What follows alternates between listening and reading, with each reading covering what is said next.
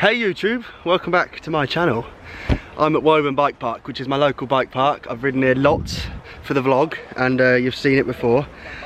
But today is a bit different to what I'd normally do because I'm back on this absolutely rowdy step up, and I made a video on this with Glencoe where we both backflipped it in a really close train and actually touched in the air, which was insane, absolutely crazy.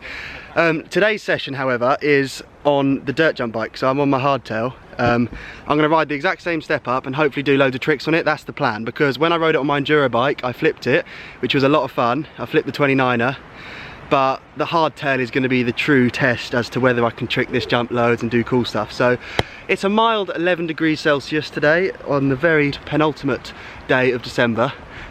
Ready for the new year, so just trying to cram the sessions in now, have loads of fun. But as you can see, it's actually really wet on the ground. Like, I'll flip the camera around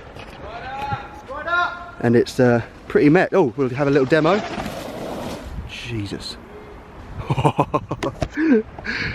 That was Stuart, who's been patching the running up this morning because it's really wet and slippery. Like, we've had a lot of rain over the festive period and things are slow, things are soft, and the dirt jump bike isn't going to be the really true bike of choice today, but it's here, I've got it, and I want to do some sick tricks. Here comes someone else.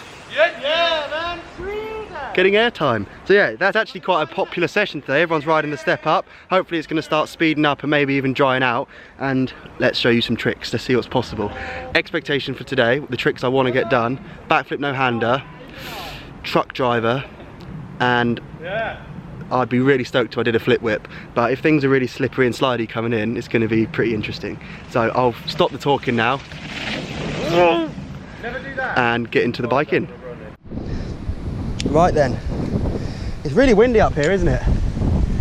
And it's always a nice surprise when you turn your GoPro on and realise you've got 4% battery to work with. So I've got very little battery, so I'm going to crack on with this, and I'm going to go straight in and do a 360 bar spin. Give me a thumbs up if you want to go further with it. The flip whip is on the cards today. I've had some thumbs up already. I've already had thumbs up from the boys. Right, let's do it. I know the speed to go on the Enduro bike, so I'm going to pretty much go the same speed to 360 it. Let's have it.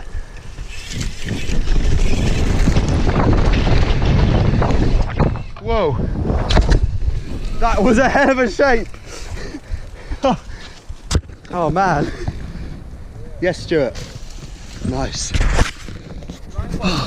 There's a real rut in the takeoff, right? So when you ride up the lip, you're just like fighting this rut. So actually the last trick on the list is a 360 because you're turning and fighting through that rut. It's built to go in a straight line. Everyone's been riding in a straight line. And when I did a 360 then I really felt the rut. So I'm going to have another attempt at a truck driver, a 360 bar spin. But if it's off the cards, we're going to stick to flip variations today because that rut surprised me actually. I was very surprised today. Let's have another attempt at the truck driver. The first 360 was just horrendous. My life flashed before my eyes. So attempt number 2, if I add the bar spin, I'm going to be a happy chappy. Come in!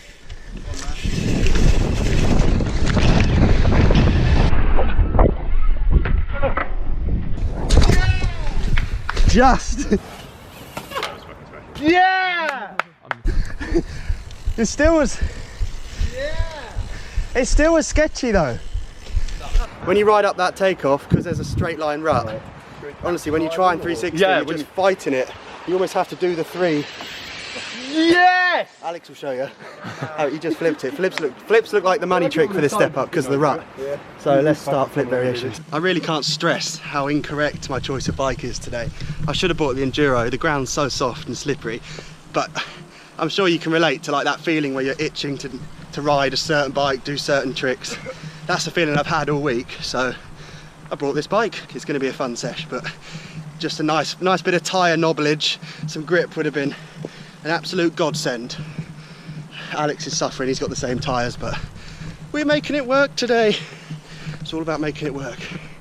Back at the top of the hill, and as I said, flips are going to be the trick of choice today, so I'm going to go straight in for a backflip no hander, I think. Yes, I am. You won't probably see it on the GoPro, but you'll see it on the other angle.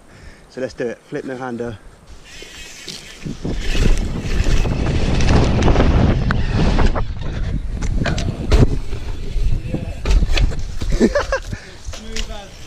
It works really nicely for flips.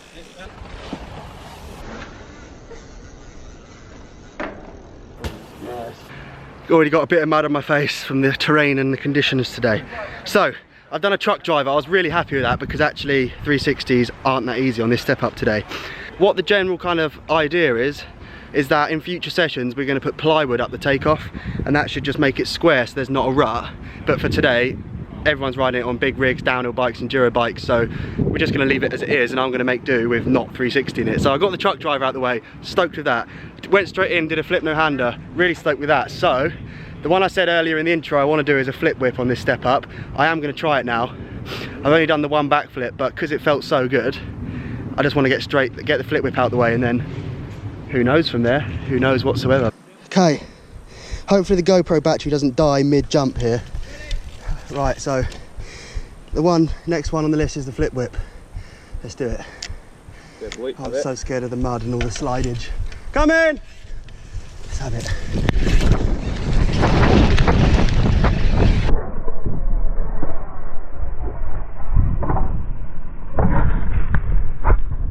Oh my huge case! Oh my god! Dude, I thought you were falling off in the air.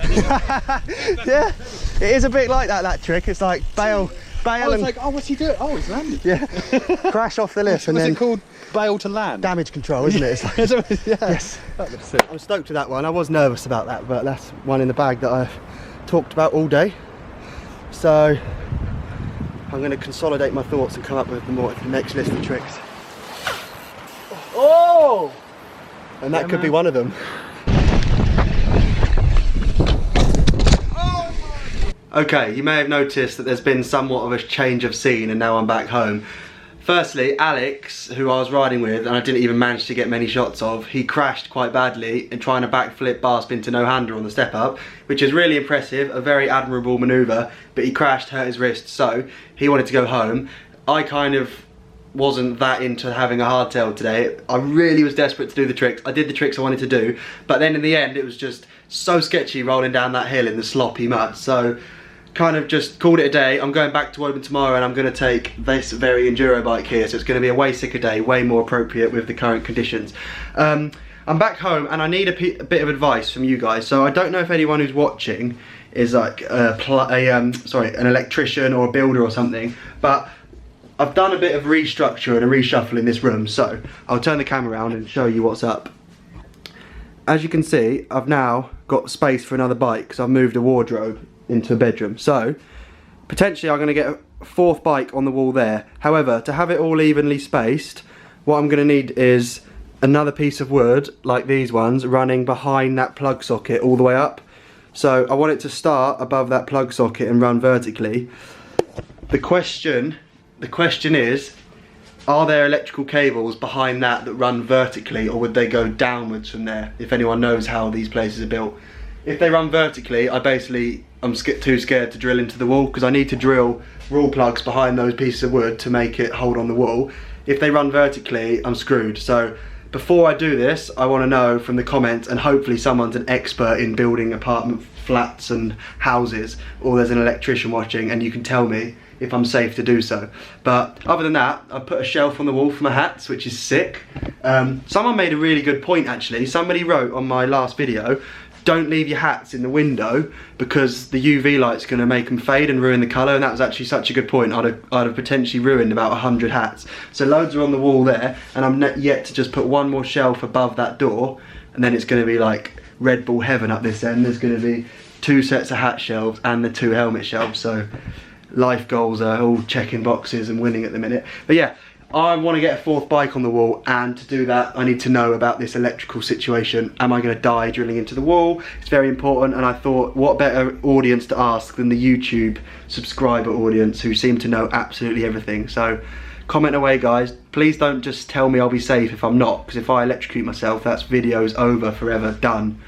I'll be in a box. So I hope you enjoyed today's video. The riding started off strong, dived quickly when Alex hurt himself. Hope he's all good, I'm sure he will be.